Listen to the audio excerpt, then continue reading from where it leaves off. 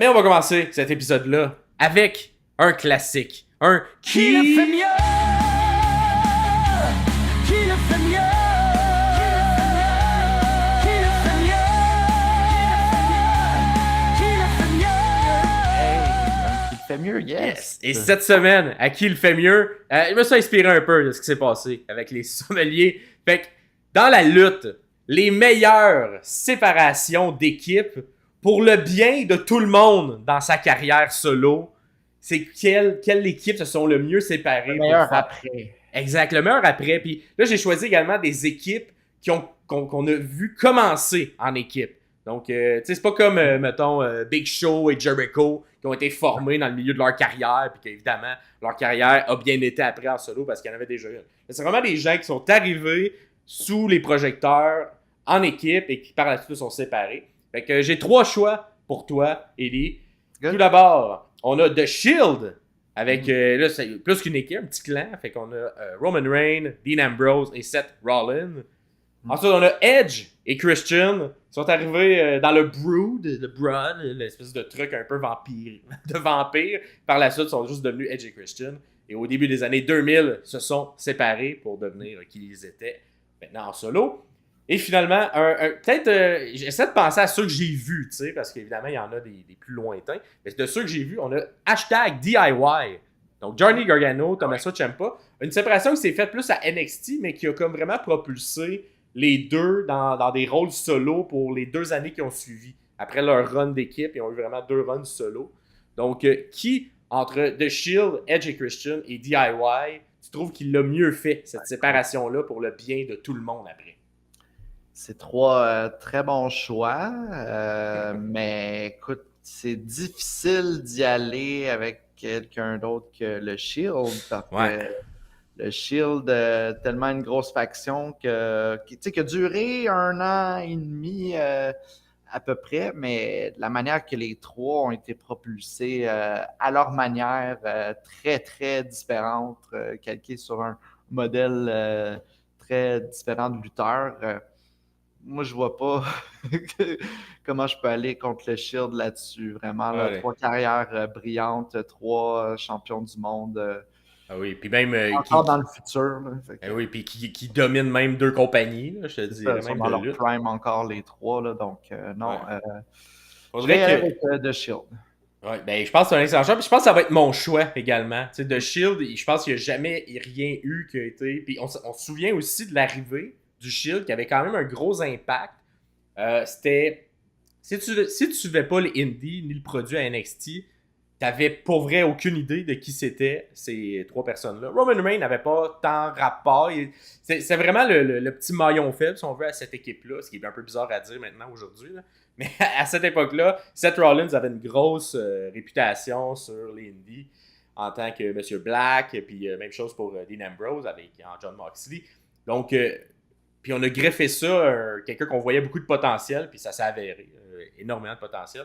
Et oui, cette séparation-là d'équipe, même l'angle de séparation en tant que tel a été super bien fait également, avec l'espèce de coup de poignard dans le dos sous la forme d'un coup de chaise de Seth Rollins. C'était surprenant. Un des angles de séparation les plus connus. Ah, puis qui a également fait du chemin pendant longtemps pour la suite de cette équipe-là. Tout le monde s'attendait un petit peu plus que ce soit Dean Ambrose qui mette... quand on suivait Joe semaine en semaine, tout le monde voyait plus Dean Ambrose faire cette trahison-là face aux 2 autres. Et belle twist d'avoir mis Seth Rollins le faire. Ça a propulsé pour vrai Seth Rollins en tant que, mettons, la personne choisie par les autorités. Parce que c'était l'histoire qu'on racontait à l'époque. Ça a peut-être pris un petit peu de temps à Reigns à décoller des 3. À être accepté. Oui, avant que le public l'accepte. Et inversement, on dirait que Dean Ambrose, John Moxley, lui, ça partit fort, mais ça a vite planté du nez. Lui, il a plus revigoré sa carrière lorsqu'il était à l'All Elite Wrestling. Mais oui, le Shield, c'est tough de choisir mieux. Tout à fait. Les 3 ont réussi à se réinventer. Ah oui. Puis à se démarquer également de ce gros clan-là. Edge et Christian, j'ai quand même leur donné une petite touche parce que c'était...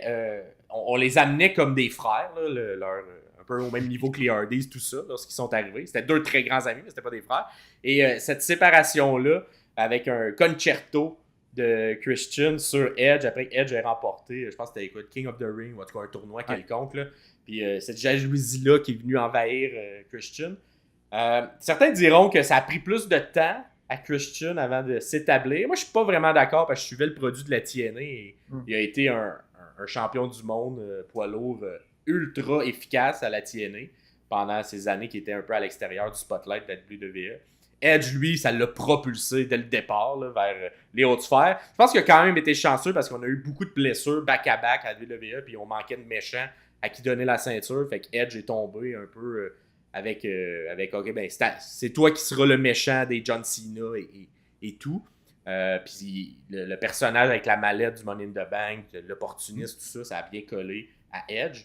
Puis écoute, on est 20 ans plus tard, cette séparation-là, 23 ans plus tard après cette séparation-là, puis les deux sont encore au sommet. Là, les deux sont rendus à la All Elite, mais tu sais, on a réussi à se réinventer encore une fois. Puis... Ouais.